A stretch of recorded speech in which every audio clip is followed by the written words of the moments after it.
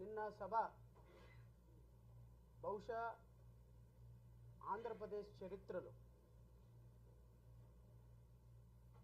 తెలంగాణ ఆంధ్రప్రదేశ్ చరిత్రలో ఒక కమ్యూనిటీ గుండె పగిలినప్పుడు గాయం అయినప్పుడు రక్తం ఏరులై పారుతున్నప్పుడు భావితరాలకి భవిష్యత్తు మృగ్యమైనప్పుడు ఎలాంటి ఆక్రందన అయితే వస్తుందో అలాంటి ఆక్రందనలో నుంచి వచ్చినటువంటి ఉక్రోషం పౌరుషం ఎలా ఉంటుందో నిన్న గుంటూరు నడిబొడ్డులో ఈ రాష్ట్ర ప్రభుత్వమే కాదు యావత్ ప్రపంచం చూసింది. చైర్మన్ గారు చెప్పినట్టుగా దానికి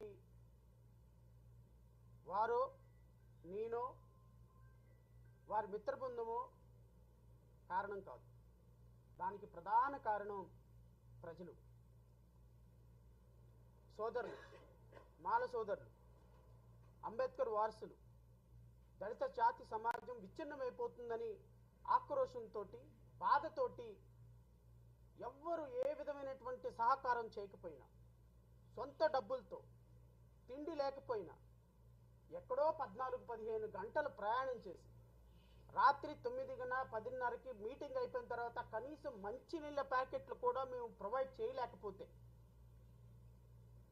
మా సొంత డబ్బులతో మేము జాతి కోసం ఏదైనా చేస్తామని చేసి వారి కష్టాన్ని మాకు ఒక ప్రతిరూపంగా చూపించి ఈ దేశంలో ఇంకా రాజ్యాంగం బ్రతికి ఉండటానికి మేము పోరాటం చేస్తామని మాకు స్ఫూర్తినిచ్చినటువంటి ప్రతి ఒక్క బిడ్డకి, అక్కడ చేరినటువంటి బిడ్డకి నేను కృతజ్ఞతలు తెలియజేస్తున్నాను.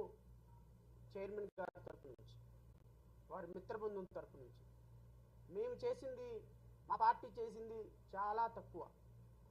ఏదో శ్రీరాముడు ఒక బ్రిడ్జి కడుతుంటే దానికి ఒక ఉడత సహాయం లాగా చేశాను తప్ప నిజమైనటువంటి సహకారం దేవి ప్రసాద్ గారి భుజాల మీద ఎత్తుకున్నటువంటి సంకల్పం, వారి మిత్రులు చూపించినటువంటి చొరవ, ప్రతి ఒక్క సైనికుడు లాగా పనిచేసినటువంటి ప్రజలు, అంబేద్కర్ వారసులు నిన్న విజయం సభ విజయవంతం అవటానికి ప్రధాన కారణమని నేను వ్యక్తిగతంగా భావిస్తున్నా.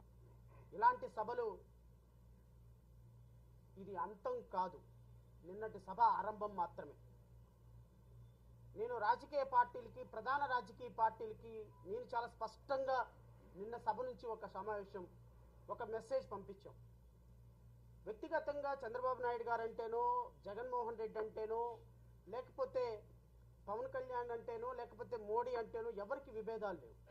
కానీ 70-80 లక్షలుగా ఆంధ్రప్రదేశ్ రాష్ట్రంలో, తెలంగాణలో 30-40 లక్షలుగా ఉన్నటువంటి ఒక పెద్ద కమ్యూనిటీ, కేవలం ఈ ఒక్క కమ్యూనిటీ గురించి మాత్రమే నేను మాట్లాడటంలా.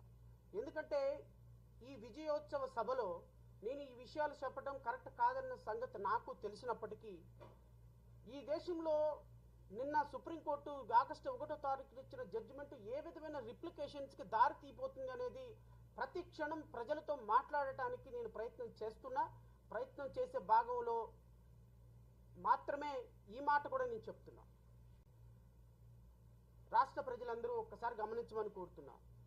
ఈ దేశంలో షెడ్యూల్డ్ క్యాస్ట్గా ఆర్టికల్ 341లో పేర్కొన్న విధంగా షెడ్యూల్డ్ క్యాస్ట్లో 1108 కులాలను చేర్చబడ్డాయి. భారతదేశం మొత్తం కూడా 1108 కులాలు 29 రాష్ట్రాల్లో మొత్తం 40 కోట్ల మందిగా, రమారమిగా 40 కోట్ల మంది దళిత బిడ్డలు ఉన్నారు.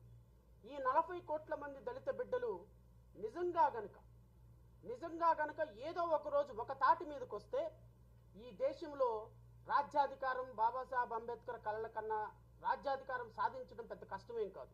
ఎందుకంటే ఈ దేశంలో సింహభాగంగా ఉన్నటువంటి 25% ఉన్నటువంటి దళిత బిడ్డలు ఒక రోజు ఒక తాటికి వస్తే ఖచ్చితంగా ఈ దేశంలో ఢిల్లీ పీఠాన్ని శాసించటం పెద్ద కష్టమేం కాదు. ఎందుకు కష్టం కాదనే మాట కూడా నేను చెప్తున్నా.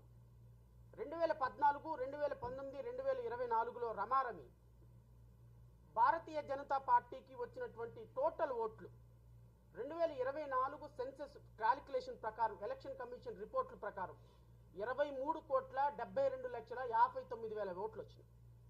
240 కాన్స్టిట్యున్సీలకి ఈ దేశంలో ప్రధానమంత్రి పీఠం అధిరోహించినటువంటి నరేంద్ర మోడీకి వచ్చిన ఓట్లు, భారతీయ జనతా పార్టీ అండ్ అలయన్ గ్రూప్కి వచ్చినటువంటి ఓట్లు 23 కోట్ల మంది.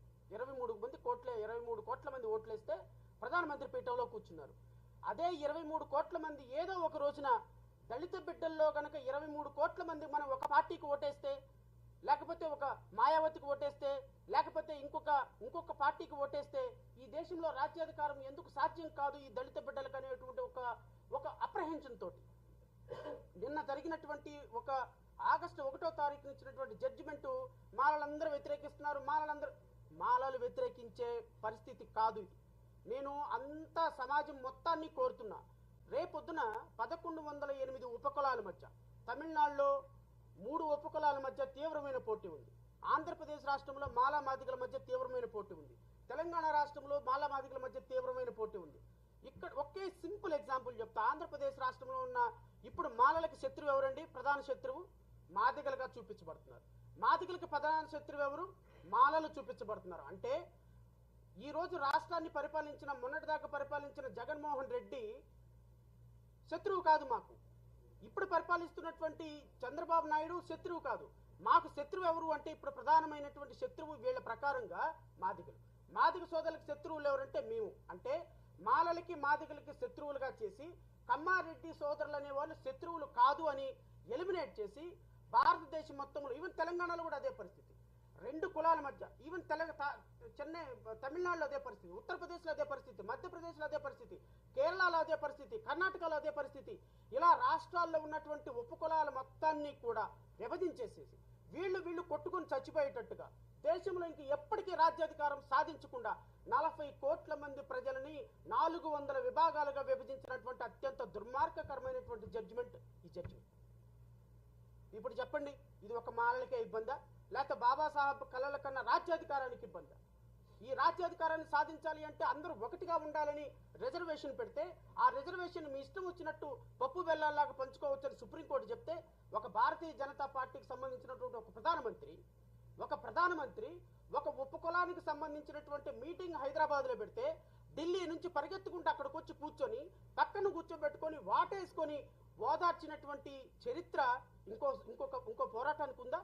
ఎందుకు అంటే మందకృష్ణ మాదిగ అనేటువంటి ఒక వ్యక్తిని అడ్డం పెట్టుకొని ఈ దేశంలో దళితులు రాజ్యాధికారానికి రాకుండా మోడీ పన్నిన పన్నాగమే సుప్రీంకోర్టు జడ్జిమెంట్ ద్వారా ఈ దేశ చరిత్రని మార్చడానికి అవకాశం ఉన్నటువంటి ఒక దుర్మార్గకరమైనటువంటి జడ్జిమెంట్ గా నేను అభివర్ణిస్తున్నా.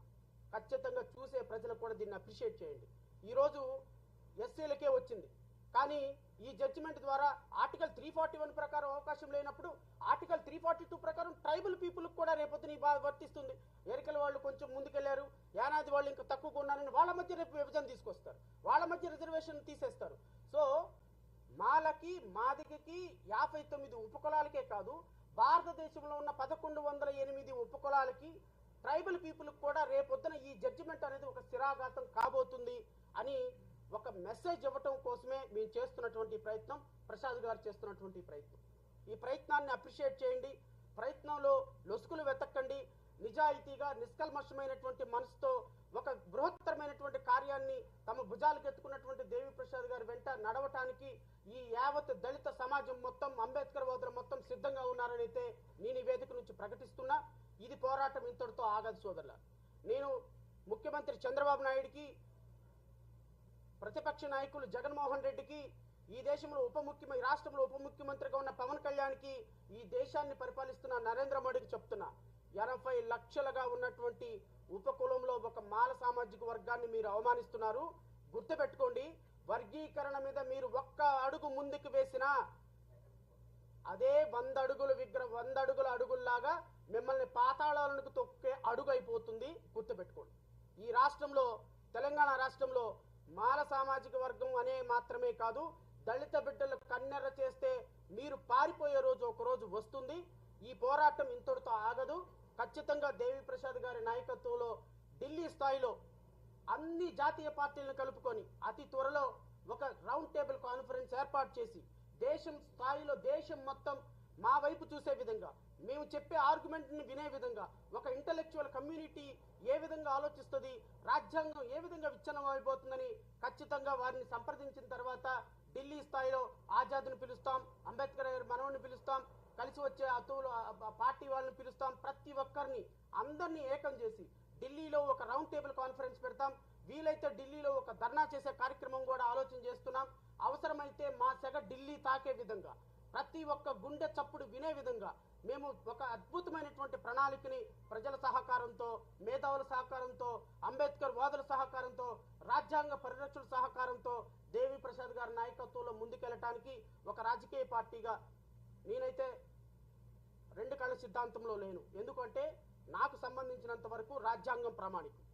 రాజ్యాంగం ఇచ్చినమైతే అది మాలకి మంచిది కాదు, మాదిగలకు మంచిది కాదు. రేపొద్దున క్రిమి లేయర్ సిస్టమ్ వచ్చి, ఫస్ట్ జనరేషన్ రిజర్వేషన్ వచ్చి మాదిగ సోదరుడు ఉద్యోగం కోల్పోతే ఫైట్ చేయాల్సింది నేనే, ఫైట్ చేయాల్సింది ప్రసాద్ గారే, ఫైట్ చేయాల్సింది రామారావు గారే, ఫైట్ చేయాల్సింది మల్లేశ్వరియే. సో రేపు మాదిగ సోదరులకు వచ్చినా, మాల సోదరులకు వచ్చినా, ఈవెన్ రాజ్యాంగంలో హక్కులు కోల్పోయిన ఏ కమ్యూనిటీ వారికి వచ్చినా ఫైట్ చేసేదానికి మేము రెడీగా ఉన్నాం. కారణం, we love constitution, we respect constitution, we respect Ambedkar ideology, because Ambedkar constitution is not ruling only for the SC people, it is for the country. 140 కోట్ల మంది యొక్క హక్కుల్ని కాపాడే రాజ్యాంగం విచ్ఛిన్నం కాకుండా చూడవలసిన బాధ్యత మా మీద ఉన్నది.